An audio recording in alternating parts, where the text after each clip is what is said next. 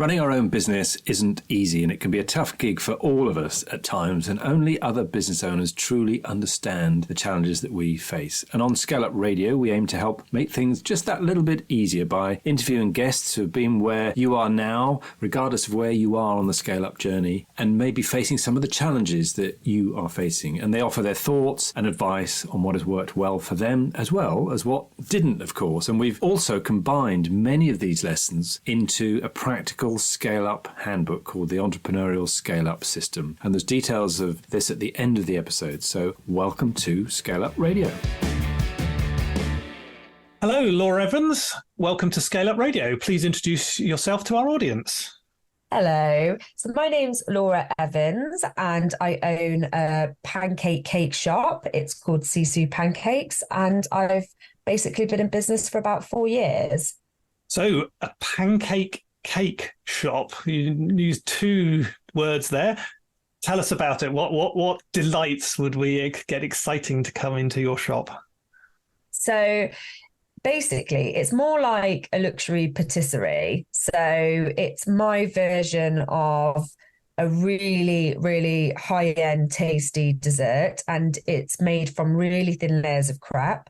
And we basically stack them up and we make what's called our Sisu cream, which is very, very bespoke to us. It's a 12-step process and to make the cream, and we make them fresh for every day. We layer them up into a cake and then we cut them and sell them by the slice in my shop, along with pancake tubs. So the same stuff, all in a tub, and you can take it away and eat it straight away. Wow. Cream, pancakes, flavouring. I'm very excited already. So you talk about tubs, you make them on site. Would I buy a whole piece? Would I buy a small piece? What would I do? What type of customers come through your door looking for these amazing pancake cakes? So basically we tend to have like 7 to 8 flavors on at a time. So anything from creme brulee, Nutella, Biscoff, pistachio. And we also do weekly specials. So we'll change them weekly. We listen to customer feedback about flavors that they're enjoying, and then we just put them on. And then, we have our pancake tubs, which we do in 2 different sizes. So you can get a large tub or you can get a mini tub. A lot of our new customers will get minis just to try the product. And then our regulars will always go for large items. But the kind of customers that we get are either real foodies, so people that want something really niche, really different.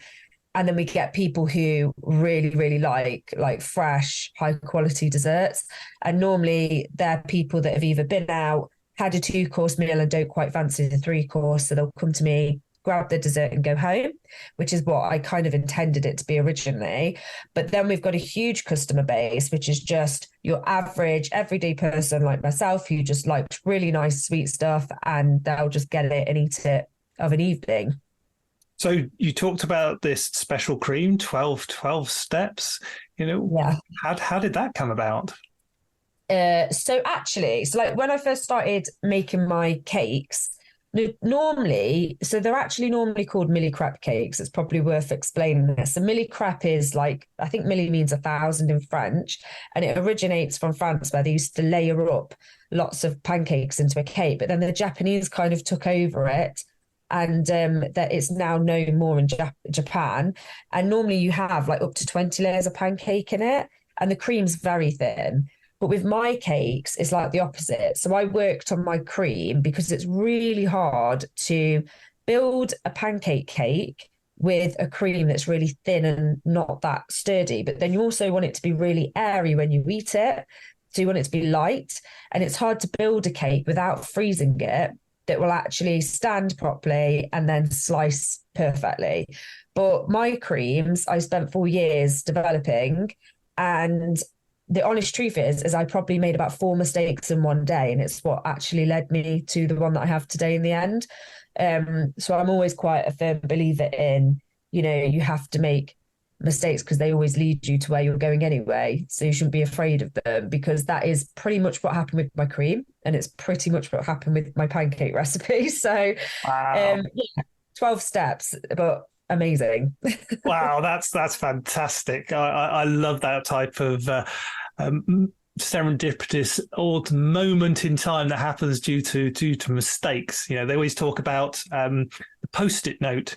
The Post-it note was invented by 3M, and it was invented because they made a batch of glue wrong, and they didn't know what to do with it. And one of the scientists said, well, let me experiment. And he discovered that this glue was sticky enough not to stick to everything, but sticky enough to hold it. And from that, the Post-it note was created. So, wow, brilliant. I love that.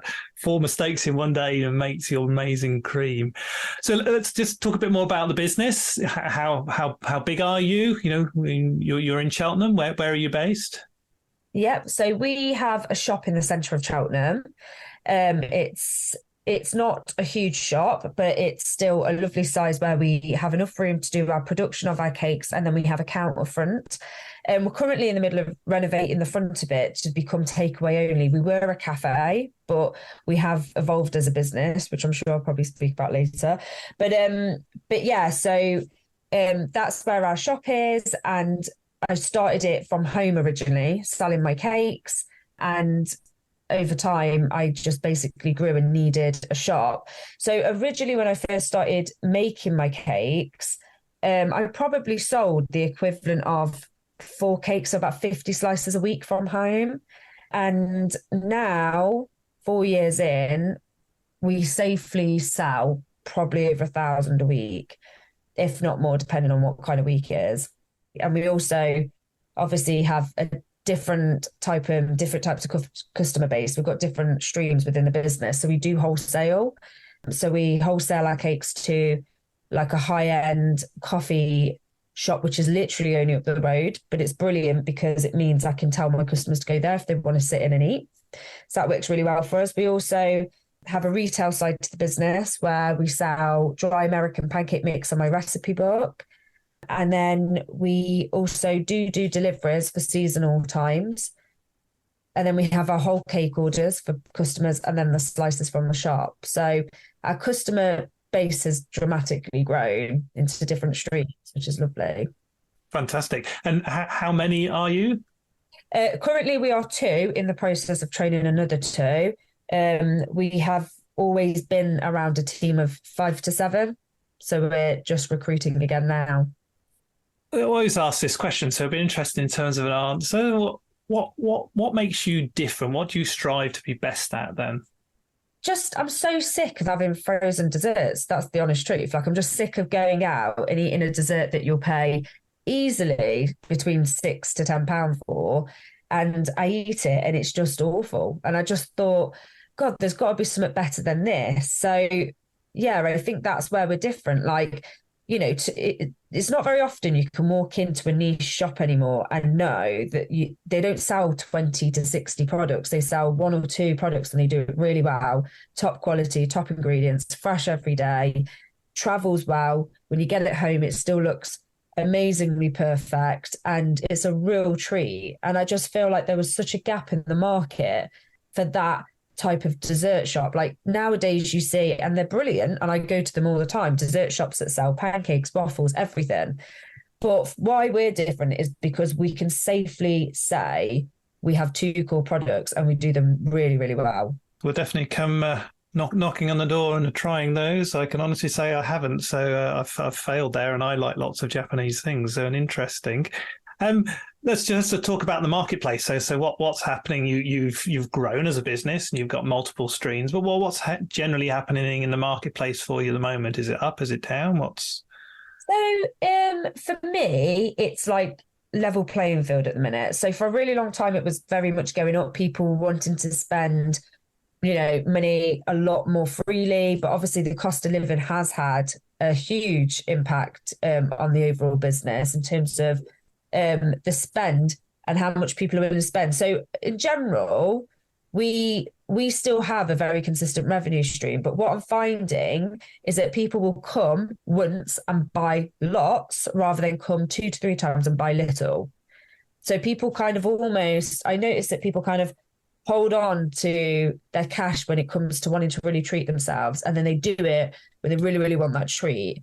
And it makes sense because actually I do that. So I think, you know, the market at the minute, that's how it feels for me. But at the same time, I also think that people are starting to spend money. I think the reason it's not dipped too dramatically for me is because people have less money and they're willing to spend it on good quality stuff now because people are struggling.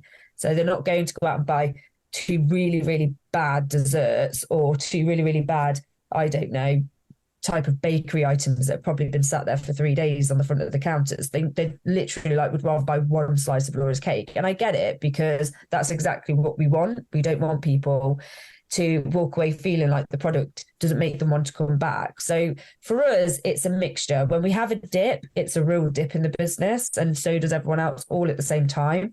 But generally, by the time we get to the end of our months, we are very consistent, which I'm really grateful for. And are you finding the repeat customers are coming back all the time, or are you finding just many new customers coming along? What's happening in the marketplace for that? So we have a lot of new customers coming in. So like my repeat customer base, we have a repeat customer spend of 92%. It's very high for us. Might be partly because we're the only ones really doing what we do as well. So we are very niche. But we launched our pop-up side of the business this year. So we actually do events and we do pop-ups and we go to festivals and all sorts of food festivals. So we generally have quite a lot of new customers coming through our door. I'd say at least half of the customers that come through my door are new. Yeah. Wow. So pop-ups are developing, so many different streams coming online. So let's go back then to, the start of the journey. What was your reason for creating the business and the product? 2 reasons. So this is the honest truth. It's written in my recipe book. When I was younger, and I still am, obsessed with pancakes. It's a real genuine obsession. I can eat them savoury, sweet. I'll eat them all day. But when I was younger, it used to really upset me when I went to supermarkets and I'd say to my mum, like, can I have a birthday cake, but I want something different? And genuinely, can I have something with pancakes in it? And she'd be like, well, of course, cakes don't exist with pancakes in them, Laura. Like, stop being silly and choose a cake kind of thing, just getting stressed out. And then she'd say, there's cheesecake, there's a tart, there's this, there's that.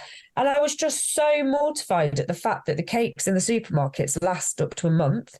I didn't want to eat them. I was just like, I don't want to eat them. They're dry, not always nice. Some are, they're a lot better than they used to be. But yeah, that's where it came about. So I used to ask my mum to make me actual pancakes for my birthday for breakfast, just so I could scratch the itch kind of thing. So I just wanted something made from pancakes.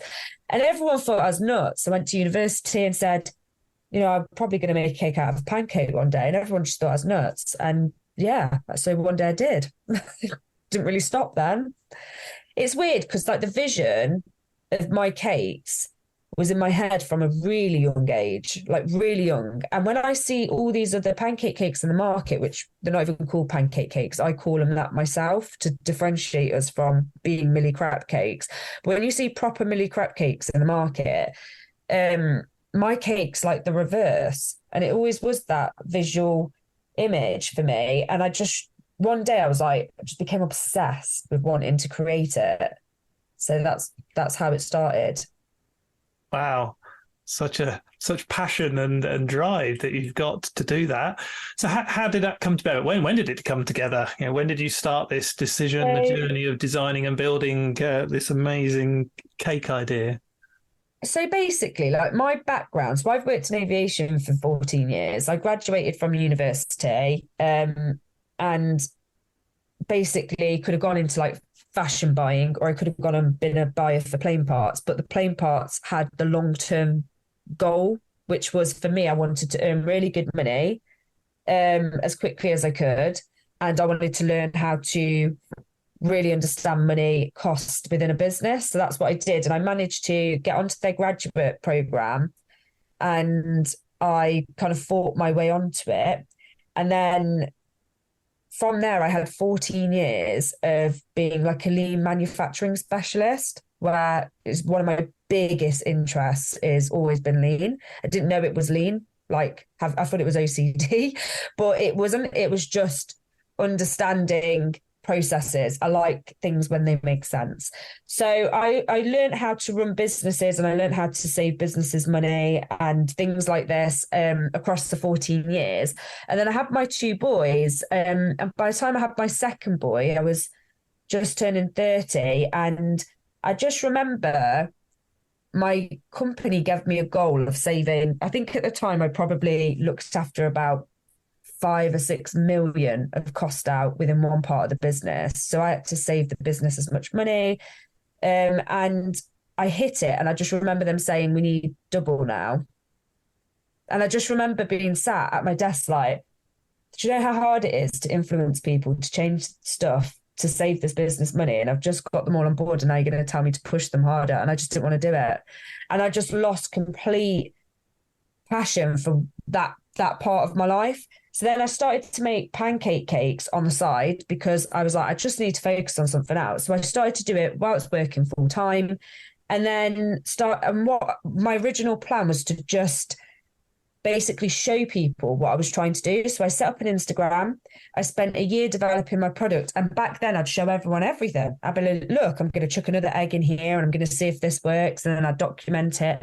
And I had like no followers. And then after the first year, I probably had like 50, but 50 people that were like, you really need to crack this. We really want to see it. Or it still looks really good. Can we try it? And over another year, we got about a year, nearly 2 years in, COVID happened. I had lots of people asking me if they could try my cakes, even though they looked awful. I didn't want to sell them. And when COVID happened, they were obviously making people redundant across aviation, and they didn't really want to make me redundant, but I just begged. And I just said, it's the only time I'm ever going to get this opportunity. I want to go. And I basically took the redundancy and set my business up. And that was that. So I was in a position then where I could solely focus on trying to sell the cakes, but sell them once I felt comfortable. So I took another 6 months developing them. And then that's when I launched it and sold them at my front door for a year. What year was that? Yeah, it was like, when was that? Maybe 2021, yeah. So 2021, you were selling from your door, as you called it, from home, and you'd perfected the cream, the special cream, in terms of when you did that. That's brilliant. So what next? Why the shop? What came along next in your thinking? Yeah. So 2 things. One, I had a queue of people and cars down my road, and my neighbours had had enough. So that was enough to kind of go, all right, maybe I need a unit or something where people can like pull up and I won't get told off, because, you know, everyone drives in, and new builds these days, there's no room at all to get cars anywhere down the road. So that was number 1. I didn't want to upset, you know, the area. And 2,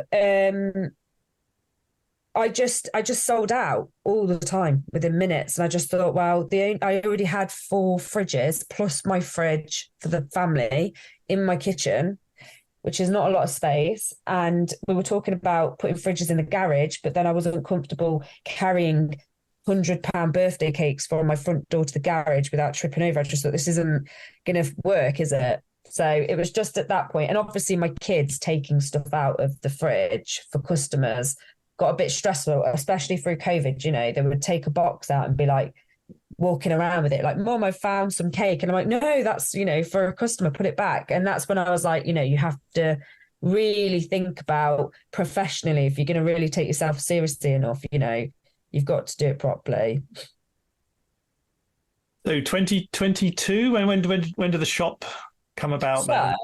I actually got the shop at the end of 2021, or like mid 2021. Yeah, mid 2021. But I carried on selling from home for about 5 months whilst we renovated the shop.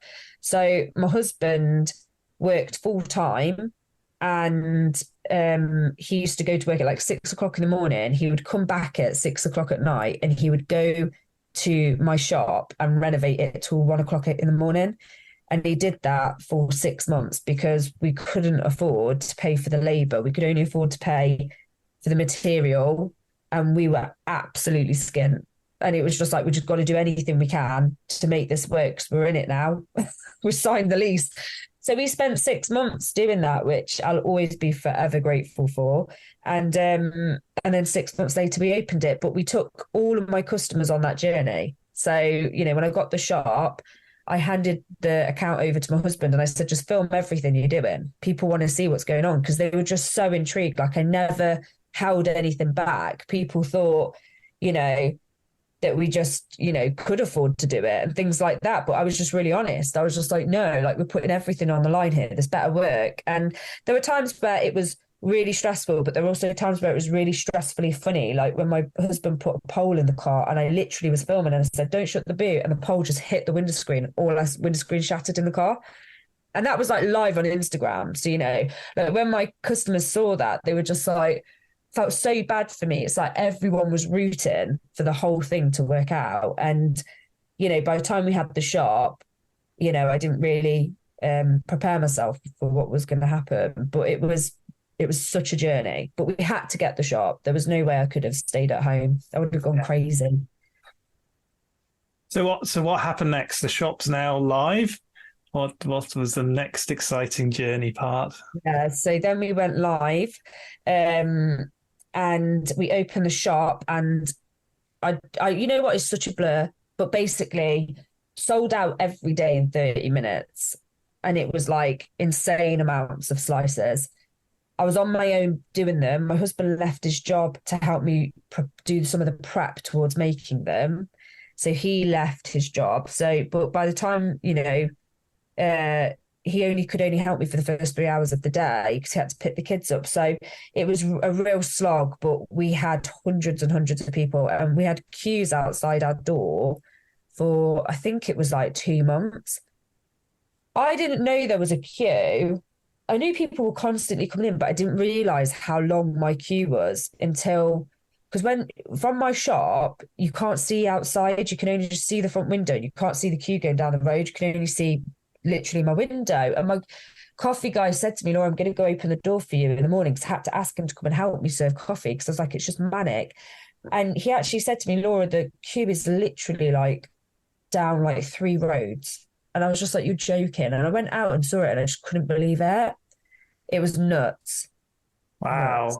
That's amazing. So all those customers came with you, came looking for you to buy every day. Are there still big queues?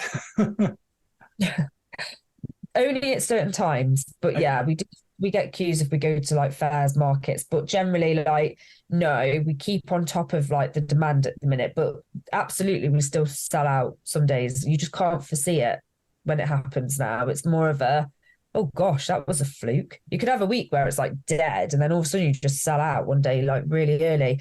But yeah, definitely not queues like we used to have. But it sounds awful, and I love that people want to buy my stuff, but I'm so glad I don't in that way, because honestly, like, it's never been about the money. I'd rather be relaxed and enjoy it than be stressed and have loads of money and have loads of angry people that can't get product. Because the person who bought the last item, and there was a huge queue going out of my shop and then out the door, that person who would buy the item looked terrified for months. And I used to feel really bad for that person, because normally they would buy like 7 slices. They wouldn't even buy 1, because their friends are saying, buy some for me.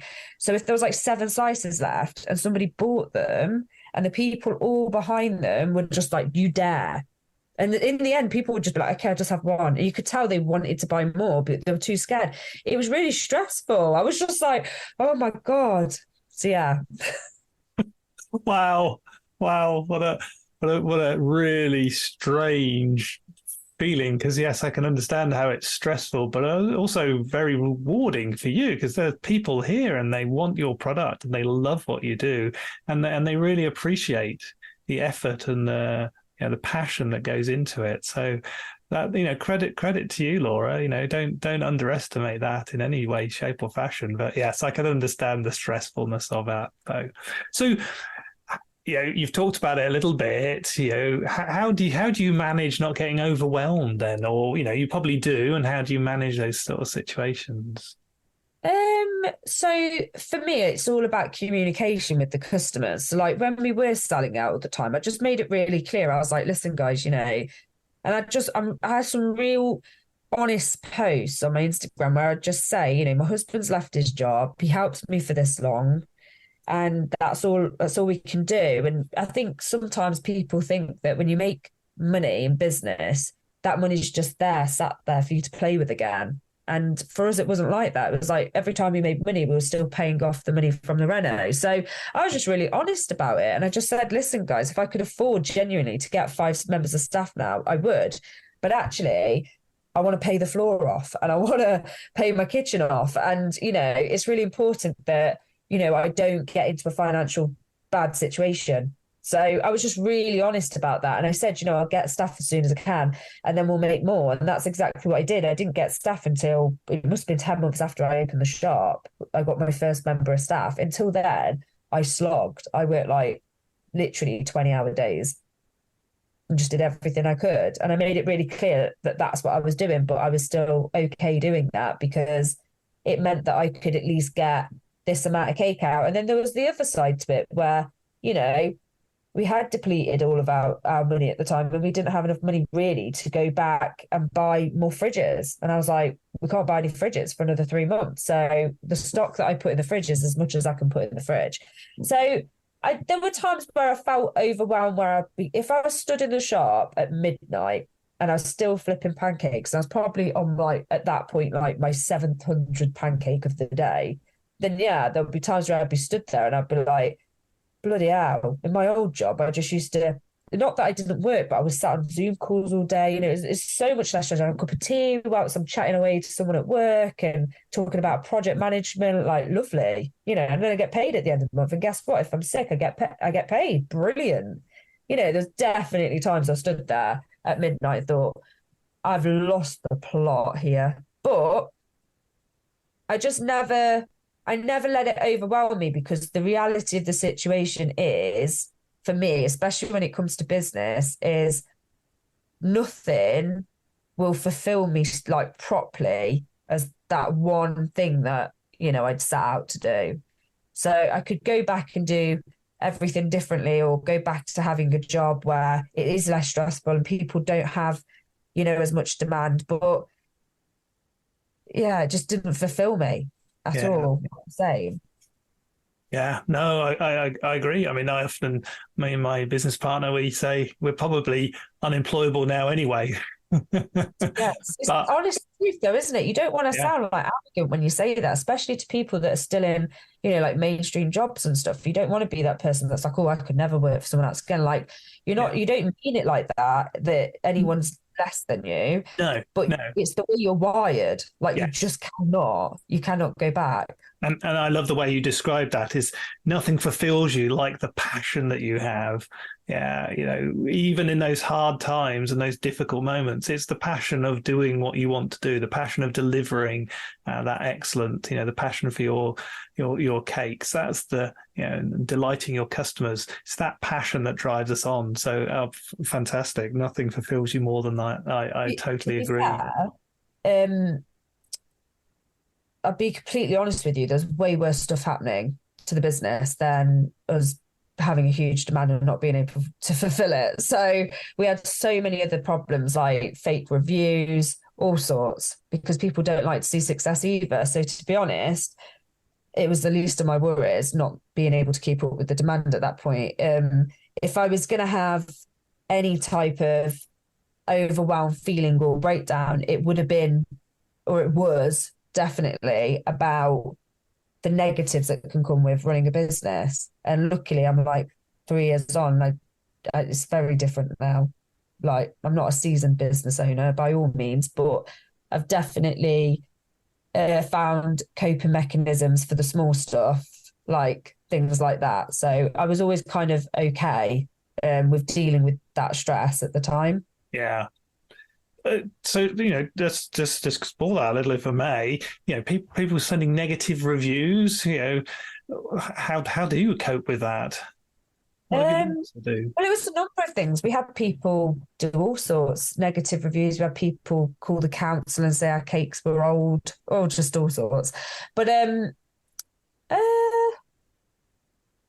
you know what? It sounds really ridiculous, but I just learned like the only way you can ever, I think, truly be successful in business is when negatives happen, you acknowledge it, and then I just call it like rocket fuel. I just take it and I'm like, cheers for that. I'm going to take that now. I'm going to keep doing what I'm doing. I'm just going to keep doing it. I'm just going to get better and better and better. I just see it as like an opportunity for you as a business owner to get something that they're trying to throw at you and say thank you and move on. Because if not, you know, you're going to go, well, why did they do that? And then you start worrying about everyone that walks through your door. Is this the person that's writing these reviews? Do you know what I mean? Like, you send yourself nuts. And like, you know, it's not in a harsh way, but if you're going to be in business, you've kind of got to know that that's going to happen. But it was tough. It was really tough. I started to watch what I said for a bit on social media, because I think I said something once like, oh, it takes 3 days to make our cakes. And then I think that's when I got a council call saying, you know, we've had a complaint about this comment that's been made. And I remember thinking, yeah, but it doesn't actually take me 3 days to make a cake. I mean, like, we pre-weigh a lot of our stuff, you know, to make it quicker, so that when we are loading stuff, it's pre-weighed. We're not standing weighing it. Like, so I just mean it's a big process. And I just remember thinking, gosh, I'm at that point, am I? You know, you hear about people doing that, but in some ways I just thought, all right, must mean I'm successful, move on, let's go. And, you know, I never, ever worry ever about, you know, some of the stuff. We've had loads more happen since then, and you just crack on, you just keep going. You can't let it get you down. Wow, Laura, that's just fantastic. That's one fantastic bit of advice. You know, when people are being negative at you or things are getting in the way, just crack on and believe in your passion. Oh, awesome. Thank you for that. I'm going to say masterclass in how to deal with negativity. And I love your expression, rocket fuel for your business. Yeah, I've always said it to people, and customers have said to me, oh, we saw that stuff. Like, my Facebook doesn't have any reviews on it. I had to turn it off at one point because we just got slammed.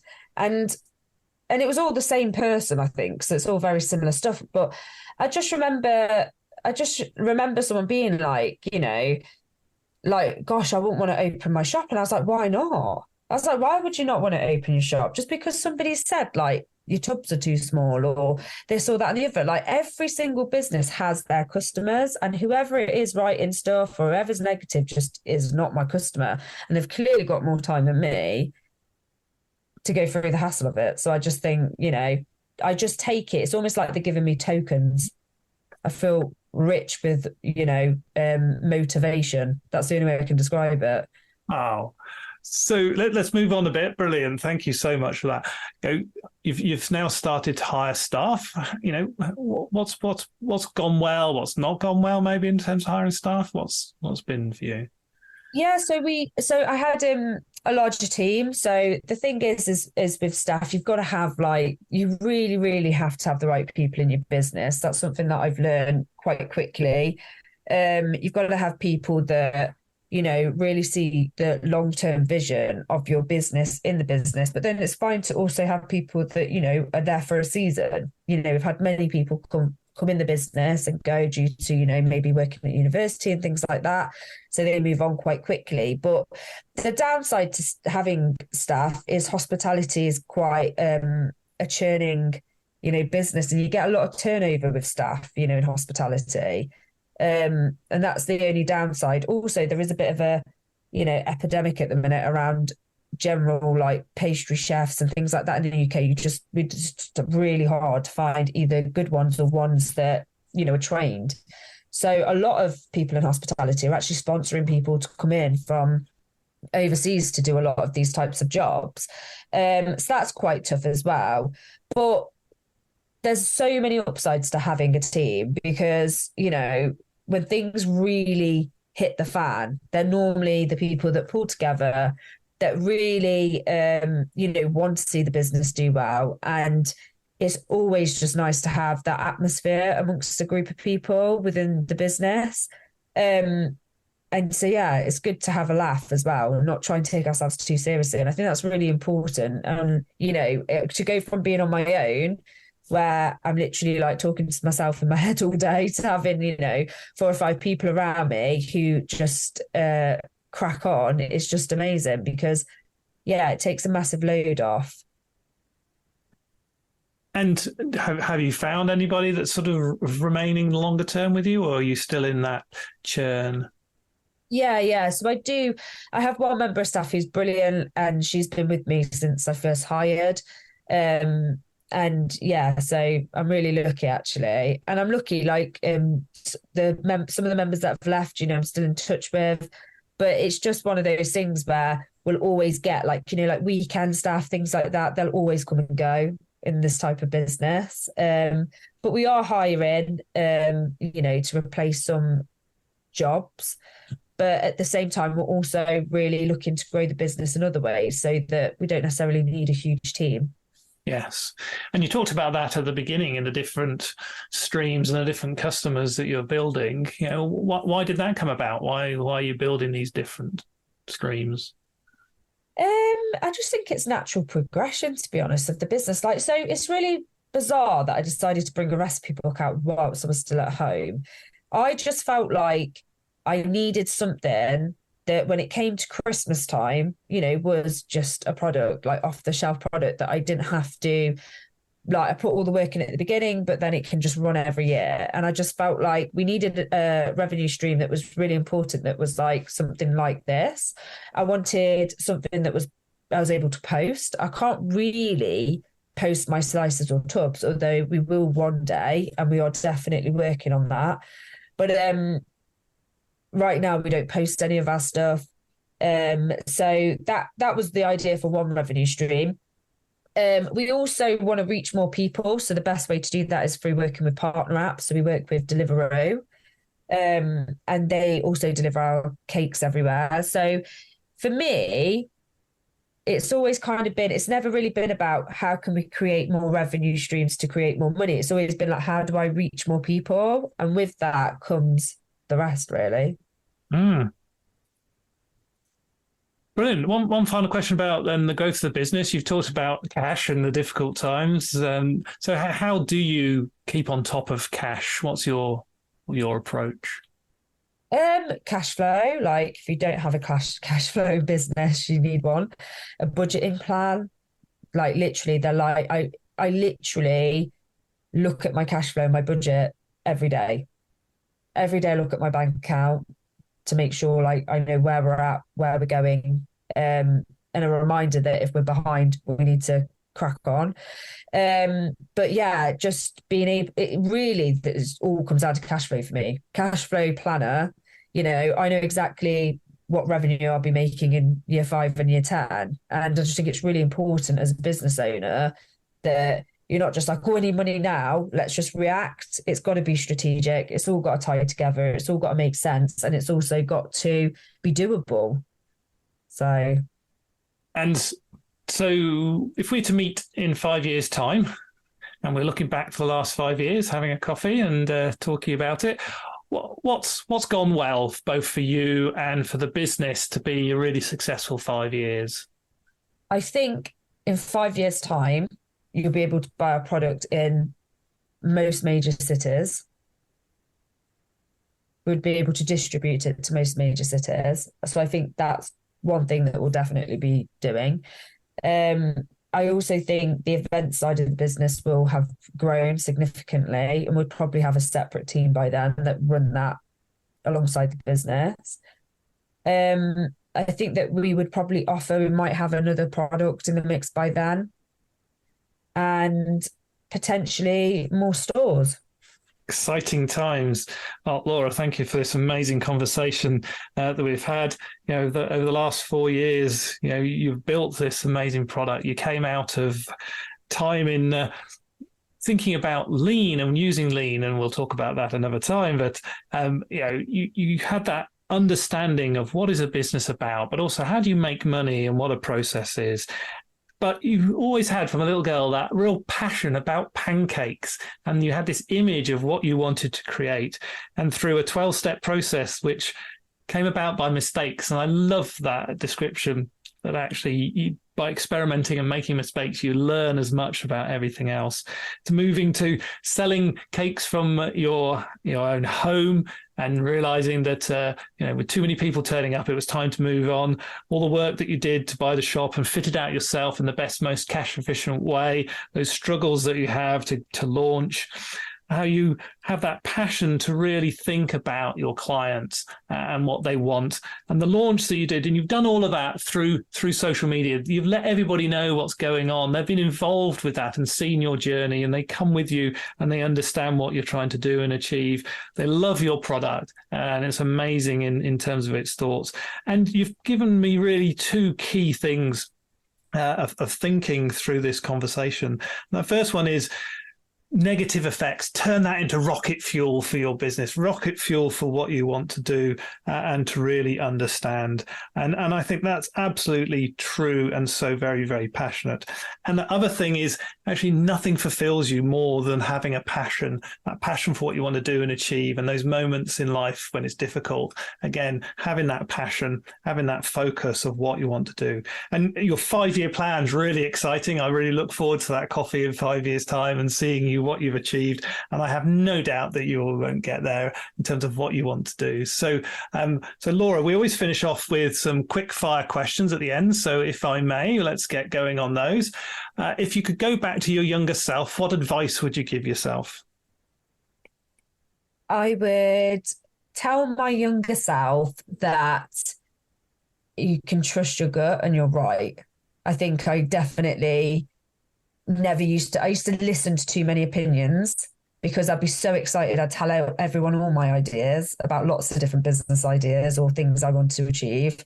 And it just opens a door up for people sometimes to almost tell you not to. And sometimes I didn't do certain things, and I just wish I trusted my gut, because I know for a fact I would have been fine. Brilliant. Thank you. Any books that you recommend? I really like Stephen Bartlett's Diary of a CEO, which I know is probably really popular, but I do really like it. I think it's got some really good lessons. I think it's a really easy book to understand for those who might want to go into business and get some thoughts on it. And the podcast with it as well. Yes, exciting. Any other podcasts? I like what's his name? I always forget his name. The High Performance Podcast. I can't remember his name now. It's like gone because I've had to think about it. But anyway, it's the guy who does Chris somebody who does the High Performance Podcast. I think that's a brilliant podcast. I love listening to that. Awesome. Any apps on your mobile phone that make a difference for you? I have a gratitude app. That's really good. Really gets you grounded. Yeah, I agree with that. My favorite question of all, who's had the most influence on you as a business leader? I would say the most influence would probably be my parents, because they used to run their own businesses. And I feel like if I didn't see them try to do that when I was younger, I wouldn't know it was that possible. I'd just assume I'd just work 9 to 5 forever. Yeah. Brilliant. Thank you. And finally, how can people get hold of you? So you can get hold of me via Instagram. So our handle is Sisu Pancakes, same as Facebook. Or you can get hold of me via our website, which is www.sisupancakes.co.uk. And there's a contact form on there. Oh, Laura, thank you very much for this amazing conversation today. Thank you. Sorry, I hope I didn't ramble too much. Not at all. It was awesome. I hope you enjoyed that discussion, and if you're building and scaling your own business, you might well be interested in our book, The Entrepreneurial Scale-Up System. And it's exactly what it says on the tin. It's a practical handbook around scaling a business in a structured way. And you can order a copy on all your favorite online retailers, including an audio version, or you can find it and other supporting resources on our website, www.esusgroup.co.uk. That's esusgroup.co.uk, which is ESUSGROUP.co.uk.